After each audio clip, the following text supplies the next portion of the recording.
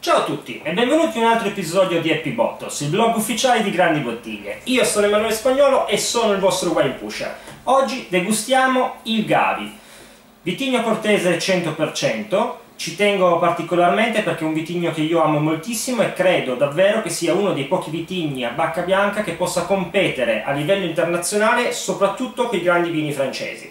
Perché vi dico questo? Perché nei tempi passati il Gavi era sì un vino considerato molto piacevole, ma non sicuramente un vino da invecchiamento. Invece la storia enologica del Gavi ci dimostra come questo vino, se invecchiato correttamente, può arrivare a dei livelli di eccellenza assoluti.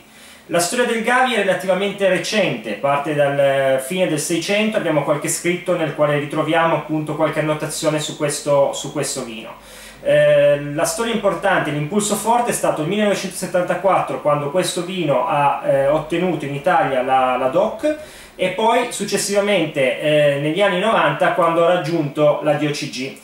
È stato quello il momento nel quale i viticoltori hanno iniziato a percorrere una strada diversa, quella della produzione di un Gavi da uve più mature per raggiungere livelli di eccellenza, un concetto di vino diverso, un vino più complesso, un vino da invecchiamento. Oggi facciamo questa degustazione alla cieca e questa è la novità, il primo episodio di Happy Bottles nel quale facciamo una degustazione alla cieca. 3 Gavi in sequenza, non sappiamo cosa sono, li spiegheremo successivamente a livello di etichetta, ma adesso li degustiamo, diciamo così, senza avere pregiudizi sul nome e sul produttore. Partiamo col primo Gavi.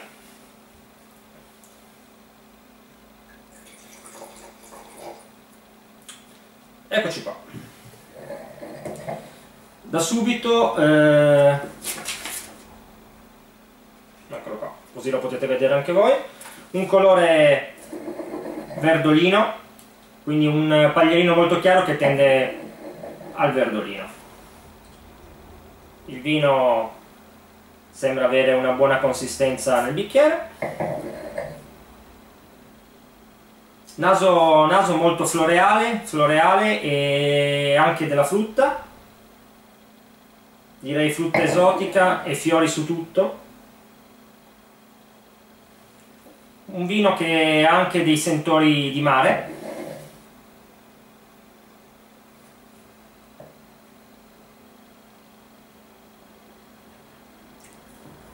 In bocca mi sembra un vino pieno, un vino semplice,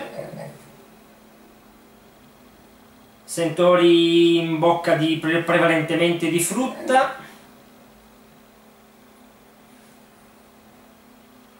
Adesso si sta aprendo, un vino comunque interessante, ha anche un finale relativamente importante, lo vedo bene come vino d'aperitivo, lo vedo bene con piatti di pesce poco conditi.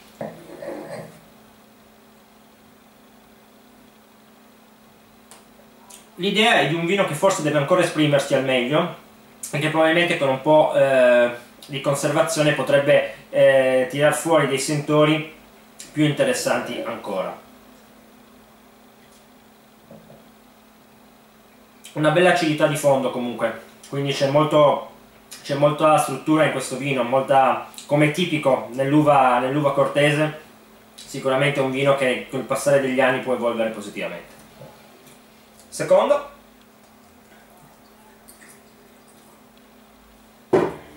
colore decisamente diverso.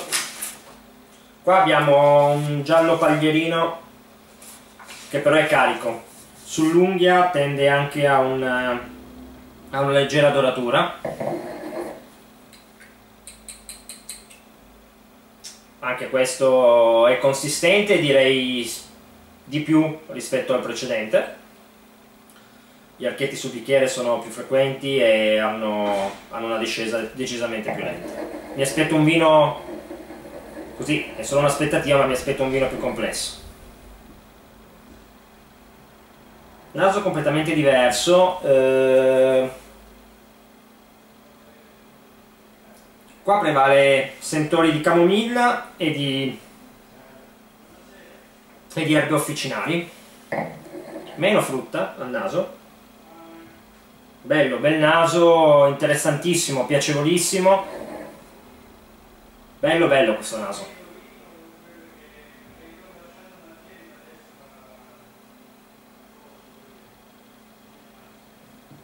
In bocca è più interessante rispetto al precedente a mio parere, è un vino che punta già all'oleoso e definisco per oleoso quella sensazione che abbiamo in bocca proprio di fluidità, un vino che si sta già esprimendo con dei sentori. C'è anche molta mineralità in questo vino e questo è già l'espressione di un Gavi che è quello che vi dicevo all'inizio. Questo vitigno può davvero competere a livello internazionale con i grandi Chardonnay per invecchiamento. Mi è capitato, amici miei, di assaggiare dei Gavi che avevano 20 anni, sono assolutamente perfetti e esprimono davvero al meglio quella che è la territorialità. Quella zona del Piemonte esprime questo vigneto in una maniera eccezionale. Sempre più bello questo vino, rotondo, complesso, ci sono molti sentori sia al naso che in bocca che si intrecciano, un bel finale, un vino sicuramente da accostamenti già più arditi, più importanti, lo vedo bene con del pesce un pochino condito, molto interessante. Ultimo vino, e qua ancora diverso, abbiamo un colore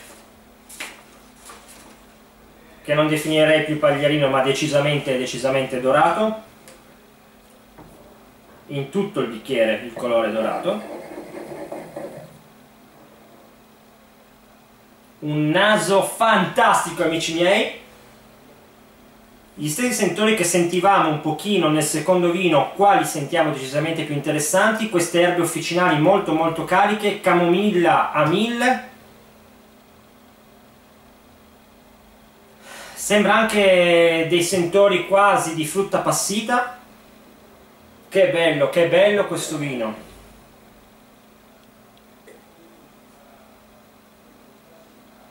In bocca è veramente favoloso.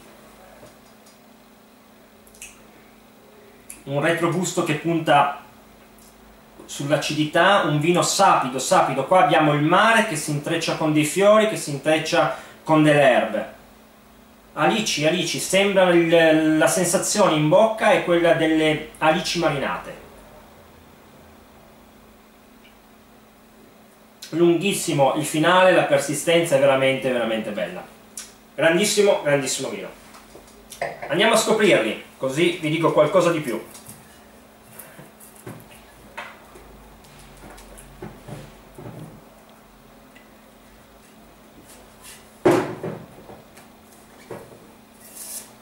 Primo vino, Gavi di Gavi, la Skolka 2010, l'azienda storica, l'azienda per antonomasia più famosa di questo territorio.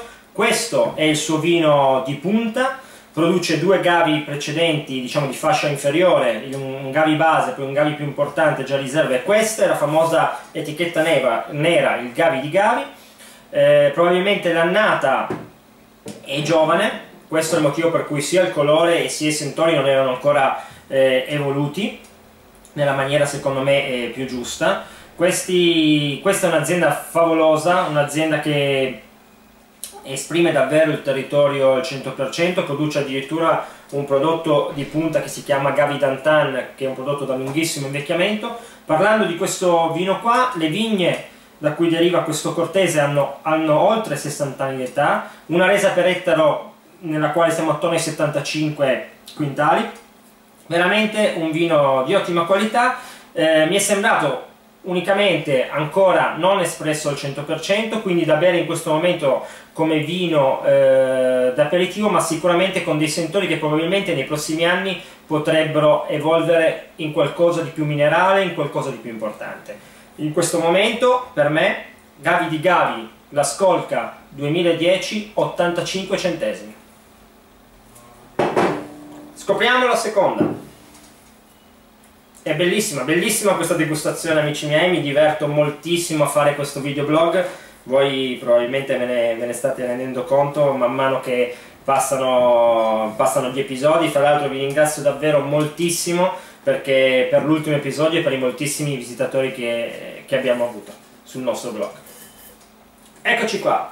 Beh, Gavi Minaia 2008 Martinetti. Martinetti, un mito, definito per così dire il negociant per il piemontese, perché lui non è proprietario normalmente delle vigne dai quali produce i suoi vini, è un cosiddetto negoziant, compra le uve ma sempre ad altissimo livello. La sua grandissima capacità è quella di comprare le uve migliori nelle posizioni migliori. Questo Gavi è davvero in una delle posizioni storiche, in una delle posizioni più belle, perché la Minaia è un cru favoloso. L'annata ci dice molto di più. 2008 significa davvero che questo vino, con 13 gradi e mezzo 2008, significa davvero che questo vino esprime qualcosa in più nel bicchiere. Infatti il colore era già tendente al dorato. Mi è piaciuto questo vino, anche lui sicuramente non è ancora al 100%, questi Gavi sono longevissimi, per cui li possiamo comprare, mettere in cantina e dimenticarceli, così come berli invece da giovani, nei quali da giovani esprimono concetti diversi, il concetto di un vino più semplice, da aperitivo, più facile.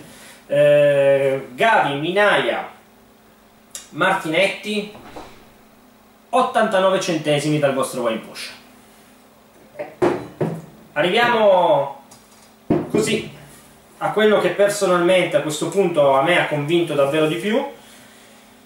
Filagnotti 2009 Cascina degli Ulivi, ossia il grandissimo Bellotti, metodo biodinamico, un vino le cui uve sono vinificate con un metodo per così dire biologico. Il vino è certificato Demeter. Bellotti è uno dei fautori della coltivazione biodinamica, quindi non c'è anidride solforosa aggiunta in questo vino, e al di fuori di questo nel bicchiere un vino infinito, un vino perfettamente conservato, sentori come ho detto veramente favolosi, di minerale, di fiori, di sale, di mare, tutto assieme. Difficilissimo esprimere quello che riesce a dare questo bicchiere. Un vino fantastico, questo veramente ve lo consiglio. Mi spiace quasi ci sia una così grande differenza rispetto agli altri due, perché sono due aziende fantastiche, ma questo Gavi Filagnotti 2009, amici miei, segnatevelo, è fantastico. Dal vostro Wine Pusher 92 centesimi. Al prossimo episodio.